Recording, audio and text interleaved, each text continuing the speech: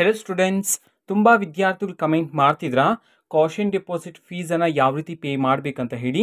ಇದಕ್ಕೆ ಸಂಬಂಧಪಟ್ಟಂತೆ ಕಂಪ್ಲೀಟ್ ಆಗಿ ಡೀಟೇಲ್ಸ್ ಅನ್ನು ನಾವು ಈ ವಿಡಿಯೋದಲ್ಲಿ ತಿಳ್ಕೊಂತ ಹೋಗೋಣ. ಸೊ ಯಾವ ವಿದ್ಯಾರ್ಥಿಗಳು ಕಾಷನ್ ಡೆಪಾಸಿಟ್ ಅನ್ನ ಪೇ ಮಾಡಬೇಕು, ಈ ಒಂದು ಡೀಟೇಲ್ಸ್ ಎಲ್ಲ ಈ ವಿಡಿಯೋದಲ್ಲಿ ನಾವು ತಿಳ್ಕೊಂತ ಹೋಗೋಣ ಬನ್ನಿ.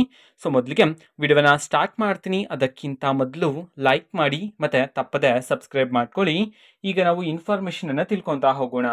ಈಗ ಯಾವ ಕೋರ್ಸ್ ಮಾಡ್ತಕ್ಕಂಥ ವಿದ್ಯಾರ್ಥಿಗಳು ಕಾಷನ್ ಡಿಪಾಸಿಟ್ ಅನ್ನ ಪೇ ಮಾಡಬೇಕು, ಓಕೆನಾ? ಇದನ್ನ ನಾವು ತಿಳ್ಕೊಳೋದಾದ್ರೆ MBBSಗೋಸ್ಕರ ಟ್ರೈ ಮಾಡ್ತಿರ್ತಕ್ಕಂಥ ವಿದ್ಯಾರ್ಥಿಗಳು ನೀವು ಕಾಷನ್ ಡಿಪಾಸಿಟ್ ಅನ್ನ ಪೇ ಮಾಡಬೇಕಾಗಿರುತ್ತೆ, ಓಕೆನಾ? ನೀವೇನಾದ್ರೂ ಸೆಕೆಂಡ್ ರೌಂಡ್ ಅಲ್ಲಿ ಪಾರ್ಟಿಸಿಪೇಟ್ ಮಾಡ್ತಿದ್ರಾ ಅಂತಿದ್ರೆ MBBS ಸೀಟ್ಗೋಸ್ಕರ ಸೆಕೆಂಡ್ ರೌಂಡ್ ಅಲ್ಲಿ ಪಾರ್ಟಿಸಿಪೇಟ್ ಮಾಡ್ತಿರ್ತಕ್ಕಂಥ ವಿದ್ಯಾರ್ಥಿಗಳು ಮಾತ್ರ ನೀವು caution deposit 1,00,000 rupees caution deposit rupees ಅನ್ನ ನೀವು ಪೇ ಮಾಡಬೇಕಾಗಿರುತ್ತೆ. ಹಾಗಿದ್ರೆ ಈಗ KCT ವಿದ್ಯಾರ್ಥಿಗಳು ಇಂಜಿನಿಯರಿಂಗ್, ಆರ್ಕಿಟೆಕ್ಚರ್, ವೆಟರ್ನರಿ ಆಗಿರ್ಬೋದು, BSc ನರ್ಸಿಂಗ್, ಈ ಕೋರ್ಸ್ಗಳಿಗೆ ಸಂಬಂಧಪಟ್ಟಂತೆ ನೀವೇನಾದರೂ ಸೆಕೆಂಡ್ ರೌಂಡಲ್ಲಿ ಪಾರ್ಟಿಸಿಪೇಟ್ ಮಾಡ್ತಿದ್ರ ಅಂತಿದ್ರೆ ಸೊ ನೀವು ಕಾಷನ್ ಡೆಪಾಸಿಟ್ ರೂಪೀಸನ್ನು ಪೇ ಮಾಡ್ತಕ್ಕಂಥ ಅವಶ್ಯಕತೆ ಇರೋದಿಲ್ಲ, ಓಕೆನಾ? ಓನ್ಲಿ ಫಾರ್ MBBS ವಿದ್ಯಾರ್ಥಿಗಳೇ ಮಾತ್ರ ನೀವೇನಾದರೂ ಸೆಕೆಂಡ್ ರೌಂಡಲ್ಲಿ ಪಾರ್ಟಿಸಿಪೇಟ್ ಮಾಡ್ತಿದ್ರ ಅಂತಿದ್ರೆ ನೀವು ಕಾಷನ್ ಡಿಪಾಸಿಟ್ ಅನ್ನ ಪೇ ಮಾಡಬೇಕಾಗಿರುತ್ತೆ.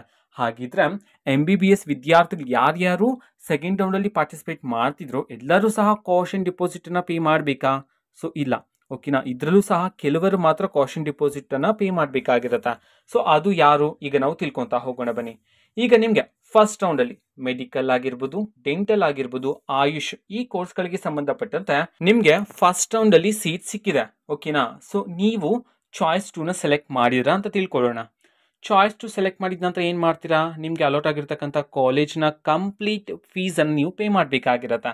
ಸೊ ಪೇ ಮಾಡಿದ್ರಾ, ಮತ್ತೆ ನೀವು ಸೆಕೆಂಡ್ ರೌಂಡಲ್ಲಿ ಪಾರ್ಟಿಸಿಪೇಟ್ ಮಾಡಬೇಕು ಅಂತೀರಾ. ಈಗ ನಿಮಗೆ ಅಲಾಟ್ ಆಗಿರ್ತಕ್ಕಂಥ ಕಾಲೇಜ್ನ ಫೀಸನ್ನು ಸಹ ಪೇ ಮಾಡಿದ್ರಾ, ಬಟ್ ಸೆಕೆಂಡ್ ರೌಂಡಲ್ಲಿ ಪಾರ್ಟಿಸಿಪೇಟ್ ಮಾಡಬೇಕಂತಂದ್ರೆ ನೀವು ಕಾಷನ್ ಡಿಪಾಸಿಟ್ ಅನ್ನ ಪೇ ಮಾಡ್ತಕ್ಕಂಥ ಅವಶ್ಯಕತೆ ಇರೋದಿಲ್ಲ. ಯಾಕೆ ಅಂತಂದ್ರೆ ಈಗಾಗಲೇ ನಿಮ್ಗೆ ಅಲಾಟ್ ಆಗಿರ್ತಕ್ಕಂಥ ಕಾಲೇಜ್ನ ನೀವು ಫೀಸನ್ನು ಪೇ ಮಾಡಿದಿರಲ್ವಾ, ಸೊ ನೀವು ಕಾಷನ್ ಡಿಪಾಸಿಟ್ ಅನ್ನ ಪೇ ಮಾಡ್ತಕ್ಕಂಥ ಅವಶ್ಯಕತೆ ಇರೋದಿಲ್ಲ ಇಲ್ಲಿ, ಓಕೆನಾ? ಸೊ ಹಾಗಿದ್ರೆ ಯಾರು ಕಾಷನ್ ಡಿಪಾಸಿಟ್ ಅನ್ನ ಪೇ ಮಾಡಬೇಕು ಇದನ್ನ ನಾವು ತಿಳ್ಕೊಳೋದಾದ್ರೆ ಈಗ ನೀವು KCT ವಿದ್ಯಾರ್ಥಿಗಳು ಅಥವಾ ನೀಟ್ ವಿದ್ಯಾರ್ಥಿಗಳು ಅನ್ಕೊಳ್ಳಿ, ಓಕೆನಾ? ನಿಮ್ಗೆ ಫಸ್ಟ್ ರೌಂಡ್ ಅಲ್ಲಿ ಒಂದು ಸೀಟ್ ಸಿಕ್ಕಿದೆ. ಅದಾದ್ಮೇಲೆ ಚಾಯ್ಸ್ ಎಂಟ್ರಿಯಲ್ಲಿ ನೀವೇನಾದ್ರೂ ಚಾಯ್ಸ್ 3ನ ಸೆಲೆಕ್ಟ್ ಮಾಡಿದ್ರಾ, ಚಾಯ್ಸ್ 3 ಸೆಲೆಕ್ಟ್ ಮಾಡಿಬಿಟ್ಟು ನೆಕ್ಸ್ಟ್ ಸೆಕೆಂಡ್ ರೌಂಡ್ ಅಲ್ಲಿ ನೀವೇನಾದ್ರೂ ಮೆಡಿಕಲ್, ಅದರಲ್ಲೂ ಸಹ MBBS ಸೀಟ್ಗೋಸ್ಕರ ಟ್ರೈ ಮಾಡ್ತಿದ್ರೆ ನೀವು ಕಾಷನ್ ಡಿಪಾಸಿಟ್ ಅನ್ನ ಪೇ ಮಾಡಬೇಕಾಗಿರತ್ತ. ಅಥವಾ ನೀವು ಸೆಕೆಂಡ್ ರೌಂಡ್ ಅಲ್ಲಿ MBBS ಬಿಟ್ಟು ಇಂಜಿನಿಯರಿಂಗು, ವೆಟರ್ನರಿ, BSc ನರ್ಸಿಂಗ್ ಸೀಟ್ಗೋಸ್ಕರ ಟ್ರೈ ಮಾಡ್ತಿದ್ರೆ ನೀವು ಕಾಷನ್ ಡಿಪಾಸಿಟ್ ಅನ್ನ ಪೇ ಮಾಡ್ತಕ್ಕಂತಹ ಅವಶ್ಯಕತೆ ಇರೋದಿಲ್ಲ, ಓನ್ಲಿ ಫಾರ್ MBBS ಸೀಟ್ ಮಾತ್ರ, ಓಕೆನಾ? ಸೊ ನೆಕ್ಸ್ಟ್ ಈಗ ಫಸ್ಟ್ ರೌಂಡ್ ಅಲ್ಲಿ ನಿಮ್ಗೆ ಯಾವುದೇ ರೀತಿ ಸೀಟ್ ಸಿಕ್ಕಿಲ್ಲ ಅಂತ ತಿಳ್ಕೊಳ್ಳಿ, ಓಕೆನಾ? ಸೆಕೆಂಡ್ ರೌಂಡ್ ಅಲ್ಲಿ MBBS ಸೀಟ್ ಬೇಕು ಅಂತ ಟ್ರೈ ಮಾಡ್ತಿದ್ರೆ ನೀವು ಸಹ ಕಾಷನ್ ಡೆಪಾಸಿಟ್ 1,00,000 ರೂಪೀಸ್ ಅನ್ನ ಪೇ ಮಾಡಬೇಕಾಗಿರುತ್ತೆ. ಎಲ್ಲಾ ಕ್ಯಾಟಗರಿ ವಿದ್ಯಾರ್ಥಿಗಳಿಗೂ ಸಹ ನೀವೇನಾದ್ರೂ MBBS ಸೀಟ್ಗೋಸ್ಕರ ಸೆಕೆಂಡ್ ರೌಂಡ್ ಅಲ್ಲಿ ಟ್ರೈ ಮಾಡ್ತಿದ್ರೆ ನೀವೇನ್ ಮಾಡ್ಬೋದು, ಕಾಷನ್ ಡೆಪಾಸಿಟ್ ಅನ್ನ ಪೇ ಮಾಡ್ಬೋದಾಗಿರುತ್ತೆ, ಓಕೆನಾ? ಸೊ ಕಾಷನ್ ಡಿಪಾಸಿಟ್ ಅನ್ನ ನೀವು ಆನ್ಲೈನ್ ಮುಖಾಂತರನೇ ಪೇ ಮಾಡಬೇಕು, DDಗಳನ್ನ ಸ್ವೀಕರಿಸೋದಿಲ್ಲ ಅಂತ ಹೇಳಿ ನಮ್ಮ KEಯವರು ತಿಳಿಸಿರ್ತಕ್ಕಂಥದ್ದು. ನೀವು ಆನ್ಲೈನ್ ಮುಖಾಂತರನೇ ಕಾಷನ್ ಡಿಪಾಸಿಟ್ ಅನ್ನ ಪೇ ಮಾಡಬೇಕಾಗಿರುತ್ತೆ, ಓಕೆನಾ? ಸೊ ಫಸ್ಟ್ ರೌಂಡ್ ಅಲ್ಲಿ ನಂತರ ಫಸ್ಟ್ ರೌಂಡ್ ಅಲ್ಲಿ ನೀವು ಕಾಷನ್ ಡಿಪಾಸಿಟ್ ನ ಪೇ ಮಾಡಿಬಿಟ್ಟು ಸೆಕೆಂಡ್ ರೌಂಡ್ ಹೋಗ್ತೀರಾ. ಸೆಕೆಂಡ್ ರೌಂಡ್ ಅಲ್ಲಿ ಮೆಡಿಕಲ್ ಸೀಟ್ ಸಿಕ್ಕಿದೆ, ಓಕೆನಾ? ಸೊ ಆ ಒಂದು ಕಾಲೇಜ್ನ ಫೀಸನ್ನ ಈಗ ಕಾಷನ್ ಡಿಪಾಸಿಟ್ ಅಲ್ಲಿ ಅವರು ತಗೊಳ್ಳಲಾಗತ್ತೆ. ನೆಕ್ಸ್ಟ್ ಈಗ ಸೆಕೆಂಡ್ ರೌಂಡ್ ಅಲ್ಲಿ ವಿದ್ಯಾರ್ಥಿಗಳಿಗೆ ಮೆಡಿಕಲ್ ಸೀಟ್ ಸಿಕ್ಕಿದೆ, ಓಕೆ? ನೀವು ಕಾಷನ್ ಡಿಪಾಸಿಟ್ ನ ಫಸ್ಟ್ ರೌಂಡ್ ಅಲ್ಲಿ ಪೇ ಮಾಡಿರ್ತೀರಾ, ಬಟ್ ಸೆಕೆಂಡ್ ರೌಂಡ್ ಅಲ್ಲಿ ನಿಮಗೆ ಮೆಡಿಕಲ್ ಸೀಟ್ ಸಿಕ್ಕಿದೆ. ಆ ಒಂದು ಸೀಟ್ಗೆ ನೀವು ಅಡ್ಮಿಷನ್ ನ ಪಡ್ಕೊಂಡಿಲ್ಲ ಅಂತಿದ್ರೆ ಸೊ ಆವಾಗ ನೀವು ಕಟ್ಟಿರ್ತಕ್ಕಂತಹ ಕಾಷನ್ ಡಿಪಾಸಿಟ್ ಅನ್ನು ನಮ್ಮ KEಯವರು ಇಟ್ಕೊಳ್ತಾರೆ.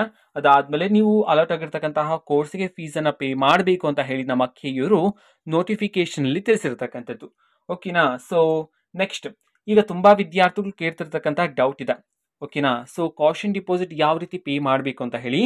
ಸೊ ನಮ್ಮ KEಯವರು ನೋಟಿಫಿಕೇಶನ್ ಪ್ರಕಾರ ತಿಳಿಸಿರ್ತಕ್ಕಂತಹ ಮಾಹಿತಿ ಏನಂತಂದ್ರೆ ಸೊ ಕಾಷನ್ ಡೆಪಾಸಿಟ್ಗೆ ಸೊ ಸ್ಕೆಡ್ಯೂಲ್ ಅನ್ನ ಬಿಡುಗಡೆ ಮಾಡಲಾಗುತ್ತೆ. ಸೊ ಆವಾಗ ನೀವು ಫೀಸನ್ನು ಪೇ ಮಾಡಿ ಅಂತ ಹೇಳಿ ತಿಳಿಸಿರ್ತಕ್ಕಂಥದ್ದು. ಸೊ ಇದುವರೆಗೂ ಇನ್ನೂ ಸಹ ಸ್ಕೆಡ್ಯೂಲ್ ಬಂದಿಲ್ಲ, ಸೊ ಅದಕ್ಕೋಸ್ಕರ ಯಾರು ಸಹ ಇನ್ನೂ ಸಹ ಟೆನ್ಷನ್ ಮಾಡ್ಕೋಬೇಡಿ. ನಮ್ಮ KEಯವರು ಡೇಟನ್ನು ಅನೌನ್ಸ್ ಮಾಡ್ತಾರೆ. ಸೊ ಯಾವ ದಿನಾಂಕದಿಂದ ಯಾವ ದಿನಾಂಕದ ಒಳಗಡೆ ನೀವು ಕಾಷನ್ ಡಿಪಾಸಿಟ್ ಅನ್ನ ಪೇ ಮಾಡಬೇಕು ಅಂತ ಹೇಳಿ. ಸೊ ಆವಾಗ ನೀವು ಪೇ ಮಾಡ್ಕೊಳ್ಳಿ. ಸೊ ಈಗಲೇ ಎಲ್ಲ ಟೆನ್ಷನ್ ಪಡಬೇಡಿ, ಓಕೆನಾ? ಸೊ ಇದು ಇವತ್ತಿನ ಒಂದು ವಿಡಿಯೋ. ಆ್ಯಂಡ್ ಕಾಷನ್ ಡಿಪಾಸಿಟ್ಗೆ ಸಂಬಂಧಪಟ್ಟಂತೆ ನಿಮಗೆ ಬೇರೆ ಡೌಟ್ಸ್ ಇದ್ರೆ ಕಮೆಂಟ್ ಮಾಡಿ ತಿಳಿಸಿ. ಓಕೆನಾ? ಸೊ ಇದು ಇವತ್ತಿನ ಒಂದು ವಿಡಿಯೋ. ನೋಟಿಫಿಕೇಶನ್ ಮುಖಾಂತರ ತಿಳಿಸಿರ್ತಕ್ಕಂತಹ ಮಾಹಿತಿ ಇದೆ ನೋಡಿ, ಅದನ್ನು ನಾವು ಈಗಾಗಲೇ ಟೆಲಿಗ್ರಾಮ್ ಚಾನಲಲ್ಲಿ ಅಪ್ಲೋಡ್ ಮಾಡಲಾಗಿದೆ. ಟೆಲಿಗ್ರಾಮ್ ಚಾನಲ್ ಲಿಂಕನ್ನು ಡಿಸ್ಕ್ರಿಪ್ಷನ್ ಬಾಕ್ಸಲ್ಲಿ ಕೊಟ್ಟಿರ್ತೀನಿ. ಸೊ ಕ್ಲಿಕ್ ಮಾಡಿಬಿಟ್ಟು ಅಲ್ಲಿರ್ತಕ್ಕಂತಹ ನೋಟಿಫಿಕೇಶನನ್ನು ವಿದ್ಯಾರ್ಥಿಗಳು ಮತ್ತೊಮ್ಮೆ ಚೆಕ್ ಮಾಡ್ಬೋದಾಗಿರುತ್ತೆ. ಓಕೆನಾ? ಸೊ ಇದು ಇವತ್ತಿನ ಒಂದು ವಿಡಿಯೋ. ಮತ್ತೀಗ ನಾವು ಟೆಲಿಗ್ರಾಮ್, ಇನ್ಸ್ಟಾಗ್ರಾಮ್ ಮತ್ತು ಫೇಸ್ಬುಕ್ಕಲ್ಲೂ ಸಹ ಈಗ ವಿಡಿಯೋಸ್ಗಳನ್ನು ಅಪ್ಲೋಡ್ ಮಾಡ್ತಿದ್ದೀವಿ. ಸೊ ಲಿಂಕ್ಸ್ಗಳನ್ನು ಡಿಸ್ಕ್ರಿಪ್ಷನ್ ಬಾಕ್ಸಲ್ಲಿ ಕೊಟ್ಟಿರ್ತೀನಿ. ಕ್ಲಿಕ್ ಮಾಡಿಬಿಟ್ಟು ಫಾಲೋ ಮಾಡಿ. ವಿಡಿಯೋಸ್ಗಳನ್ನು ರೆಗ್ಯುಲರ್ಗೆ ಅಪ್ಲೋಡ್ ಮಾಡ್ತಿರ್ತೀವಿ. ಜೊತೆಗೆ ಬೇರೆ ಡೌಟ್ಸ್ ಇದ್ದರೆ ಕಮೆಂಟ್ ಮಾಡಿ ತಿಳಿಸಿ. ಮತ್ತು ವಿಡಿಯೋ ಇಷ್ಟ ಆಗಿದ್ರೆ ನಿಮ್ಮ ಫ್ರೆಂಡ್ಸ್ಗೂ ಸಹ ವಿಡಿಯೋನ ಶೇರ್ ಮಾಡಿ. All the best. Thanks for watching. All the best. Thank you. Bye.